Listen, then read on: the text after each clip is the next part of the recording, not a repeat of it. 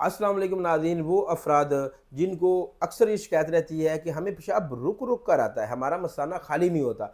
आज मैं आपको मसाना खाली करने का नुस्खा बता रहा हूँ। एक दफ़ा पेशाब आपको खुल के आ जाएगा और दोबारा आपको तकरीबन 5-6 घंटे पेशाब नहीं आएगा। वैसे दिन में मेरा ख़्याल है पेशाब 2 से 3 दफ़ा 24 घंटे में आना चाहिए। अगर इससे ज़्यादा आता है तो फिर आप अपने गुर्दे का, मसाने का आप टेस्ट ज़रूर करवाएँ, या फिर आपको असाबी कमज़ोरी हो सकती है। ये 2 चीज़ें बाज़ार से कहीं भी ले लें आप। इसको बोलते हैं शरबत बजूरी, किसी भी कंपनी अच्छी का शरबत बजूरी ले लें आप। और इसको, ये शरबत है यूरिनाल, ये यूरिसनाल के नाम से भी आता है, यूरिनाल के भी आता है। ये मेरा अपना बना हुआ शरबत भी होता है, ये दोनों शरबत।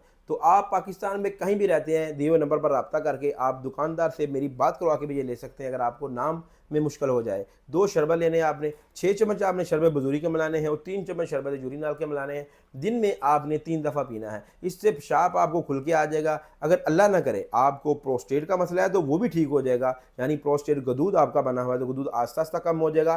गुर्दों में ज़र्रात हैं, पेशाब आपको सही तरह खुल के नहीं आ रहा, गुर्दे भी ठीक हो जाएंगे। यहाँ तक अगर गुर्दे में पथरी है तो वो भी आस्ता आस्ता इससे निकलना शुरू हो जाएगी। तो आप जब एक दफ़ा पेशाब खुल के आ जाएगा तो बार बार आपको पेशाब की हाजत नहीं होगी और आपका मसाना खाली होगा। ये अक्सर शिकायत नौजवानों को भी रहती है, बूढ़ों को, मर्दों औरतों दोनों को रहती है। तो हमारे पेशेंट आते हैं हकीम साहब, मसाना खाली नहीं होता। जब पेशाबपन आता है, शदीद पेशाब आता है, जब हम वाशरूम में जाते हैं तो थोड़ा सा पेशाब आता है फिर रुक जाता है।